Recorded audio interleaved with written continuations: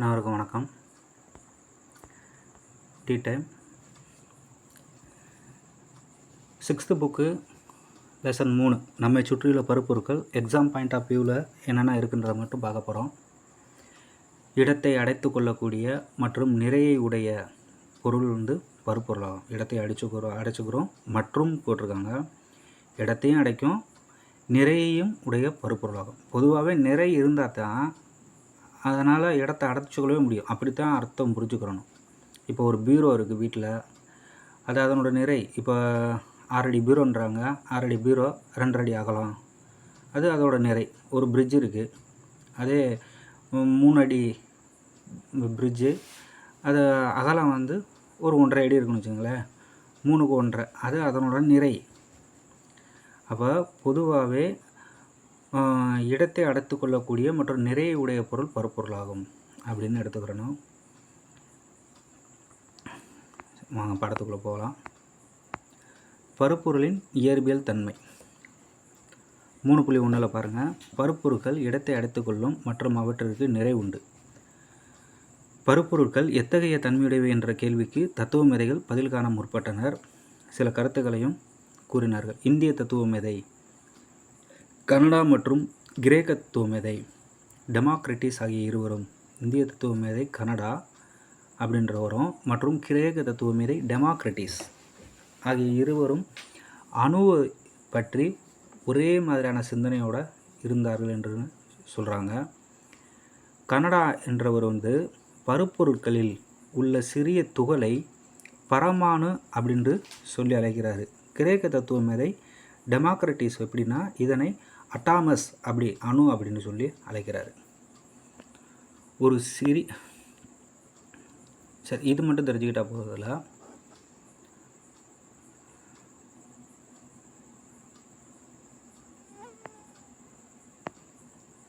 அடுத்தது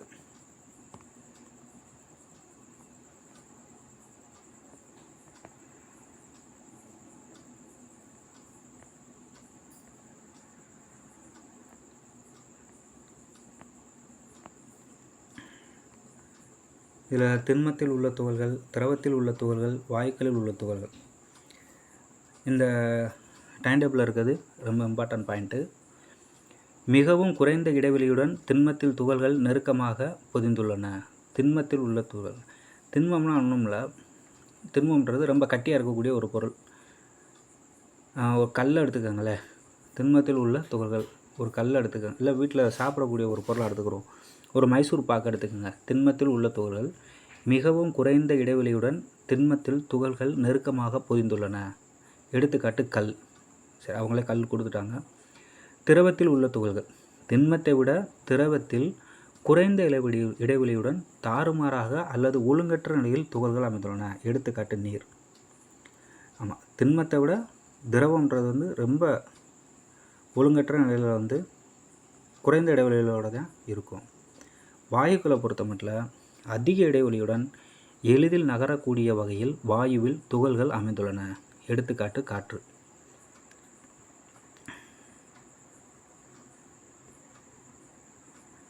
காற்று இடத்தை அடைத்து கொள்ளும், அதற்கு நிறையும் உண்டு. ஆகவே நம்மால் காண முடியாத காற்றும் ஒரு பருப்பொருளே. நம்மால் காண முடியாத ஒரு காற்றும் ஒரு பருப்பொருளே. பருப்பொருளை பற்றி மேலும் தெரிந்து கொள்ள முயற்சி செய்வோம்.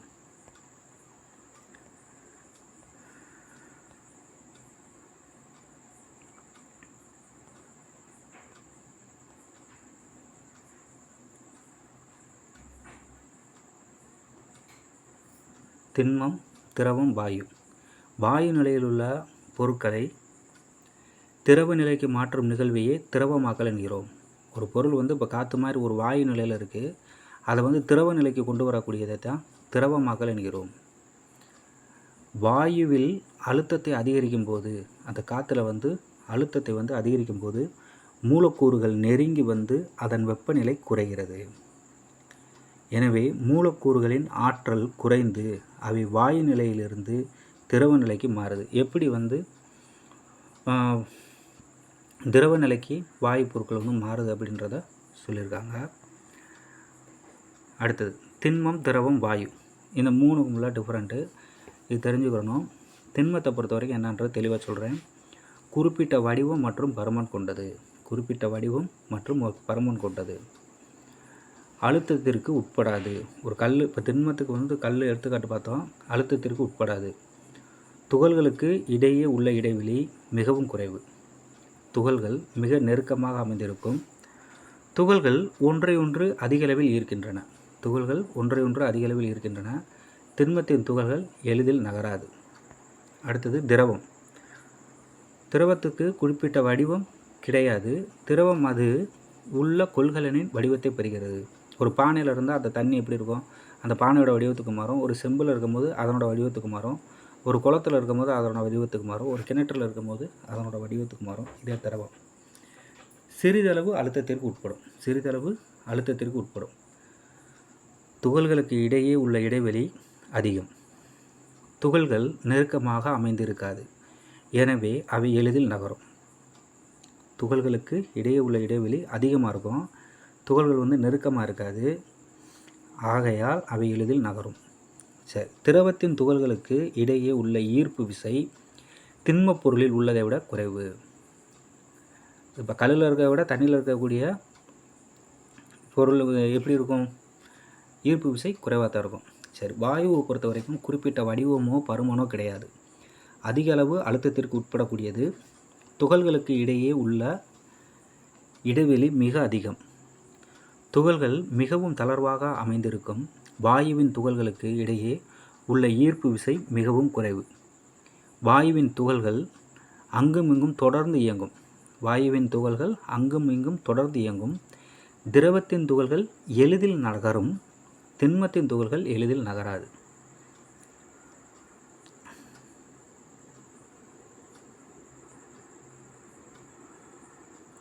சரி, ஒரு தூய பொருள் என்பது ஒரே தன்மையான துகள்களால் மட்டுமே ஆனது. ஒரு தூய பொருள் என்பது ஒரே தன்மையான துகள்களால் மட்டுமே ஆனது. இதை எடுத்துக்காட்டுக்கு எப்படி சொன்னோம்னா, ஒரு அரிசி மாவு இருக்குது, ஒரு உப்பு இருக்குது. ஒரு உப்பும் ஒயிட்டாக தான் இருக்கும், அரிசி மாவும் ஒயிட்டாக தான் இருக்கும். ரெண்டும் சேர்ந்து ஒயிட்டாக இருக்குது அப்படின்னா அது ஒரு தூய பொருள்னு சொல்ல முடியுமா? தூய பொருள்னால் என்னென்னா, உப்பு தனியாக இருக்கணும், மாவு தனியாக இருக்கணும். அதுதான் ஒரே ஒரு தன்மை மட்டும்தான் இருக்கணும். உப்போட தன்மை அந்த உப்பு கரைக்கிற மாதிரி இருக்கணும், இல்லை மாவோட தன்மை மாவு அந்த இது மட்டும்தான் இருக்கணும். அப்படி இருக்கிறதுக்கு பேர் தான் தூய பொருள். தூய பொருட்கள் தனிமங்களாகவோ அல்லது சேர்மங்களாகவோ இருக்கலாம். ஒரு தனிமம் என்பது சிறிய துகள்களால் ஆன ஒரே வகை அணுக்களால் ஆனது. தனிமம்னா சிறிய துகள்களாக இருக்கும், ஆனால் ஒரே வகை அணுக்கள், பல அணுக்கள் இருக்கலாம், ஒரே வகையான அணுக்களால் ஆனது. அதுக்கு பேர் தான் தனிமம். ஒரு மூலக்கூறு என்பது 2 அல்லது அதற்கு மேற்பட்ட அணுக்களின் சேர்க்கையாகும். ஒரு மூலக்கூறு அப்படின்ற என்னென்னா 2 அல்லது அதுக்கு மேற்பட்ட அணுக்கள் சேர்ந்தது தான் ஒரு மூலக்கூறு.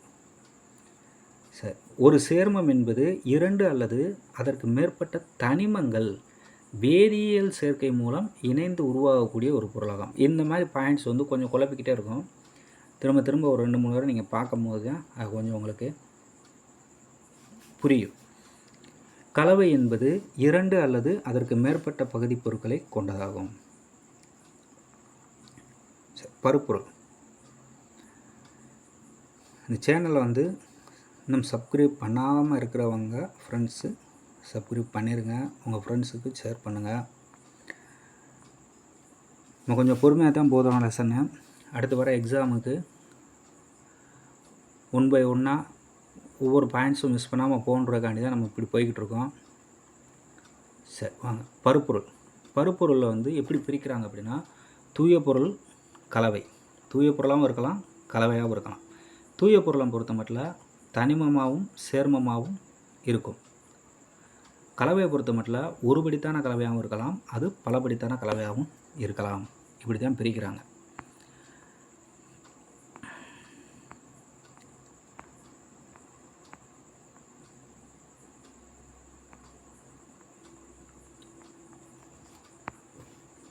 ஒரு கலவை என்பது ஒன்றுக்கு மேற்பட்ட ஒரே தன்மையுடைய துகள்களை கொண்ட தூய்மையற்ற பொருட்களாகும். ஒரு கலவை அப்படின்னா அந்த ஒரு பொருள் இருக்குது. இப்போ ஒரு பொதுவாக வந்து கலவைக்கு எடுத்துக்காட்டு இப்போ காங்கிரீட் கட்டடத்துக்கு பயன்படுத்துகிறாங்களே, அதை எடுத்துக்கிடுவோம், அதவே கலவைன்னு வச்சுக்கிறோம். அதை கலவைன்னு தான் சொல்லுவான். செங்கல் மட்டும் இருக்காது, செங்கல் இருக்கும், மணல் இருக்கும், சிமெண்ட் இருக்கும், தண்ணி கலந்துருக்கும். இதெல்லாம் சேர்ந்தது, அதாவது ஒன்றுக்கு மேற்பட்ட பொருட்கள் இருக்குது அதில். அதே தான் சொல்கிறாங்க, ஒரு கலவை என்பது ஒன்றுக்கு மேற்பட்ட ஒரே தன்மையுடைய துகள்களை கொண்ட தூய்மையற்ற பொருள். ஒரே தன்மையுடைய துகள்களை கொண்ட தூய்மையற்ற பொருள். நான் சொன்ன எக்ஸாம் வராது. ஒரே தன்மையுடைய துகள்களை கொண்ட தூய்மையற்ற பொருள்னு சொல்கிறாங்க. ஒன்றுக்கு மேற்பட்டிருக்கணும், ஆனால் ஒரே தன்மையுடைய துகள்களை பெற்றிருக்கணும். சரி, கலவையின் பகுதி பொருட்கள் எந்த விதத்திலும் கலந்துருக்கும், எந்த விகிதத்திலும் கலந்துருக்கும். கலவையோட பகுதி பொருட்கள் வந்து இந்த விகிதத்தில் தான் அப்படியே ஃபுல்லாக இருக்கும்னுலாம் சொல்ல முடியாது. எந்த விதத்தில் வேணாலும் கலந்துருக்கலாம். 2 அல்லது 2ற்கு மேற்பட்ட தனிமங்கள் இணைந்து ஒரு கலவையாக மாறலாம். 2 அல்லது 2ற்கு மேற்பட்ட தனிமங்கள் இணைந்து ஒரு கலவையாக மாறலாம். எடுத்துக்காட்டு 22 கேரட் தங்கத்தில் உள்ள தங்கம் மற்றும் தாமிரம் அல்லது தங்கம் மற்றும் காட்மியம் கலவைகள். இது வந்து எடுத்துக்காட்டுக்கு வச்சுக்கலாம்.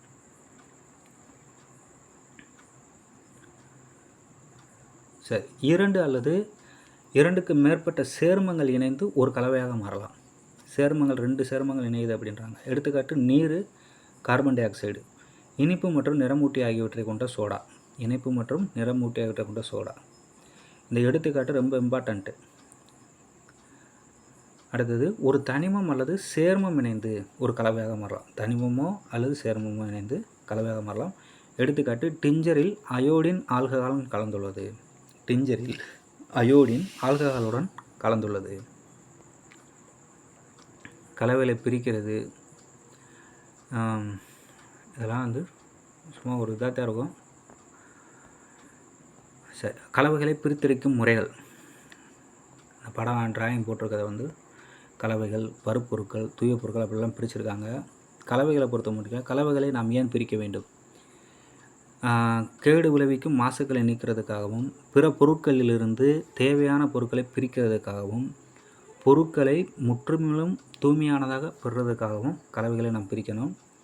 திண்ம நீர்ம கலவைகளை ஏன் பிரிக்கணும் அப்படின்னு பார்த்தீங்கன்னா, தூய பொருட்களை பொறுத்த வரைக்கும் திண்ம நீர்ம கலவைகளை எப்படி பிரிக்கணும்னா, நீர்மங்களில் கடைகிறதுனால நீர்மங்களில் கரைந்துள்ள திண்மங்களை பிரிக்கிறது.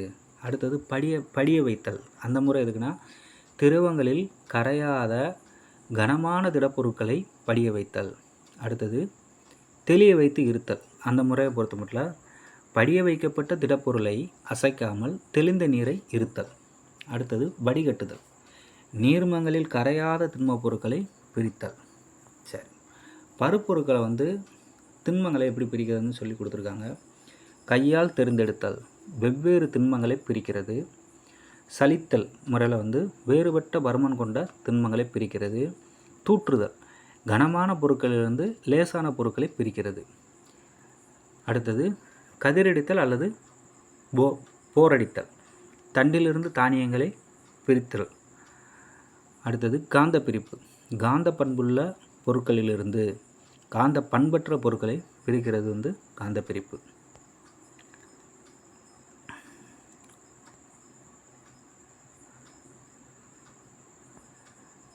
துணி துவைக்கும் இயந்திரம் மூலம் ஈரம் நிறைந்த துணிகளிலிருந்து நீர் வெளியேற்றப்பட்டு அவை உலர்த்தப்படுகின்றன. இம்முறைக்கு மைய விலக்கல் என்று பெயர். அடுத்தது உமி என்பது விதை அல்லது தானியத்தை சுற்றி காணப்படும் கடினமான அல்லது பாதுகாப்பான உரையாகும். உமி என்பது விதை அல்லது தானியத்தை சுற்றி காணப்படும் கடினமான அல்லது பாதுகாப்பான உரையாகும். அரிசியின் வளர்நிலை காலங்களில் இது அரிசியையும் பாதுகாக்கிறது. கட்டுமான பொருளாகவும், உரமாகவும், மின் காப்பு பொருளாகவும், எரிபொருளாகவும் இது பயன்படுகிறது. எதுக்கெல்லாம் பயன்படுது? கட்டுமான பொருளாக பயன்படுதுன்னு சொல்கிறாங்க. அதை கொஞ்சம் நல்லா பார்த்துக்கிறணும். அடுத்து தூற்றுதல், இந்த கைகளால் தெரிந்தெடுத்தல், இதெல்லாம் இப்போ நம்ம வீட்டிலே பண்ணுறது தான். அது ஜஸ்ட் லேசாக படிச்சுக்கோங்க.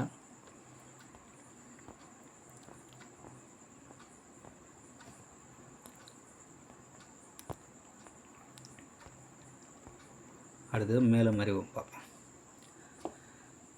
பிரித்தெடுத்தலை முழுமையாக்குவதற்கு பல பிரித்தல் முறைகளை ஒன்றாக இணைத்தும் செயல்படுத்தலாம்.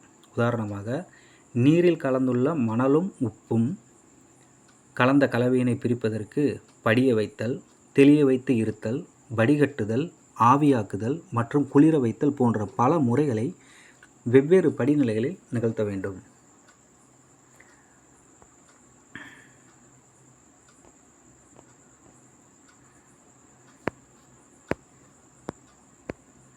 சரி,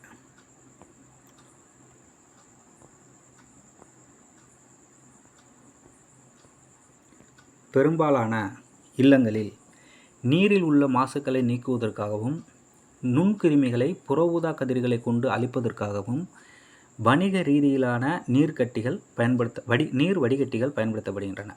எதிர் சவ்வூடு பரவல் ஆரோ வாட்டர்னு சொல்கிறாங்களே, அதான் எதிர் சவ்வூடு பரவல் என்ற முறையில் நீரில் உள்ள மாசுக்கள் நீக்கப்பட்டு நீர் சுத்திகரிக்கப்படுகிறது.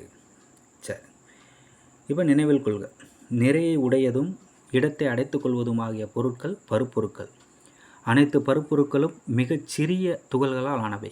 2 முக்கிய பண்புகளின் அடிப்படையில் திண்மம், திரவம் மற்றும் வாயு என பருப்பொருட்களை வகைப்படுத்தலாம். துகள்களின் அமைப்பு பொறுத்தது 1. 2 துகள்கள் ஒன்றோடொன்று ஈர்க்கும் தன்மையை பொறுத்து. அடுத்தது, துகள்களின் அமைப்பு மற்றும் துகள்களுக்கிடையே உள்ள ஈர்ப்பு விசையின் அடிப்படையில் திட, திரவ மற்றும் வாயுக்கள் அவற்றின் பண்புகளில் வேறுபடுகின்றன. ஒரு தூய பொருள் என்பது ஒரே மாதிரியான துகள்களை கொண்ட தனிமம் அல்லது சேர்மம் ஆகும். ஒரு கலவை என்பது 2 அல்லது அதற்கு மேற்பட்ட பகுதி பொருட்களை ஏதாவது ஒரு விகிதத்தில் கலந்து உருவாக்கப்பட்ட தூய்மையற்ற பொருளாகும். கைகளால் தெரிந்தெடுத்தல். எளிதில் கண்ணால் காணக்கூடிய பகுதி பொருட்களை கைகளால் பிரித்தெடுக்கும் முறையை கைகளால் தேர்ந்தெடுத்தல். கலவையை பிரித்தல் கீழ்காணும் காரணங்களுக்காக நிகழ்த்தப்படுகிறது. தீங்கு விளைவிக்கும் பகுதி பொருட்களை நீக்க, தேவையான பகுதி பொருட்களை பெற, ஒரு பொருளினை மிக தூய நிலையில் பெற. ஒரு கலவையில் உள்ள பகுதி பொருட்களின் பண்புகளை பொறுத்தே அக்கலவையினை பிரித்தெடுக்கும் முறை நிர்ணயிக்கப்படுகிறது. தூற்றல். கனமான பொருட்களில் கலந்துள்ள லேசான பொருட்களை நீக்கும் முறை தூற்றல். தெளிய வைத்து இருத்தல். வண்டலை பாதிக்காத வண்ணம் தெளிந்த நீரை படிய வைத்து வெளியேற்றுதல், தெளிய வைத்து இருத்தல். இந்த எக்ஸாம்பிள் கொடுத்துருக்கிறது ரொம்ப முக்கியம். காந்த பிரிப்பு முறை. காந்த தன்மை கொண்ட பொருட்களை காந்த தன்மையற்ற பொருட்களிலிருந்து பிரிக்கும் முறை காந்த பிரிப்பு முறை. வண்டலாக்குதல். கனமான கரையாத திடப்பொருட்களை வண்டலாக படிய வைத்து பிரிக்கும் முறை, அதாவது திண்ம திரவ கலவைகளை பிரிப்பதற்காக பயன்படுத்துகிறது வண்டலாக்குதல். அடுத்தது வடிகட்டுதல். வடிகட்டுதல் கரையாத மிக நுண்ணிய திடப்பொருட்களை வீழ்படிவு அவற்றின் நீர்மலத்திலிருந்து வடிதாலை பயன்படுத்தி பிரித்தெடுக்கும் முறை. கலப்படம். ஒத்த வடிவம் உடைய தரம் குறைந்த பொருளை கலந்து ஒரு முதன்மை பொருளினை தூய்மையாக மாற்றுதல் தான் கலப்படம். இந்த கொஸ்டின்ஸ் இதெல்லாம், அதாவது அதை ஆன்சர் பண்ணி ஸ்க்ரீன்ஷாட் போட்டு அனுப்புங்க. அந்த கொஸ்டின்ஸ் ஃபுல்லாமே ஒரு நாள் ஃபுல்லாக வச்சு புக் பேக் கொஸ்டினாக பகுதியில் எடுக்கலாம். இந்த கொஸ்டின்ஸ்க்கு ஆன்சர் நானே குறித்து சொல்லிடுவேன், 10 நிமிஷம் தான் ஆகும். இருந்தாலும் உங்களுக்கு ஒரு ட்ரைனிங் வேணும். நீங்கள் கேட்டிருக்கீங்க இன்ன வரைக்கும் காதால், அதை சொல்லி பார்க்குறதுக்காவது அது உங்களுக்கு கண்டிப்பாக தேவைப்படும். வீடியோவை சப்ஸ்கிரைப் பண்ணலாட்டி பண்ணிடுங்க. உங்கள் ஃப்ரெண்ட்ஸுக்கு கண்டிப்பாக ஷேர் பண்ணுங்கள். அடுத்த சப்ஜெக்ட்டு அலகு 4 தாவர உலகத்தை அடுத்த வீடியோவில் நம்ம பார்க்கலாம். தேங்க்யூ. அது போக நீங்கள் இந்த கரண்ட் அஃபேர்ஸு இதெல்லாம் நம்ம சேனலில் டெய்லி கரண்ட் அஃபேர்ஸ் போட்டுக்கிட்டு தான் இருக்கோம். டெய்லி ரெகுலராக பார்த்துக்கிட்டே வாங்க. டெய்லி அதை நீங்கள் பார்த்துக்கிட்டே வந்தீங்கன்னா நீங்கள் ரொம்ப ஸ்ட்ரெயின் பண்ணி எக்ஸாமுக்கு படிக்கின்ற அவசியம் இருக்காது. ஆட்டோமேட்டிக்காகவே உங்களுக்கு உங்கள் மைண்ட்லேயே ஆவரேஜாக ஒரு அந்த நாலேஜபிள் பர்சனாக நீங்கள் மாறிடுவீங்க. ஏன்னா டெய்லி செய்தியில் வரக்கூடிய விஷயங்களை தொகுத்து தான் அதை போட்டுக்கிட்டே வர்றோம். கொஞ்சம் அதை பார்த்துக்குங்க. தேங்க்யூ.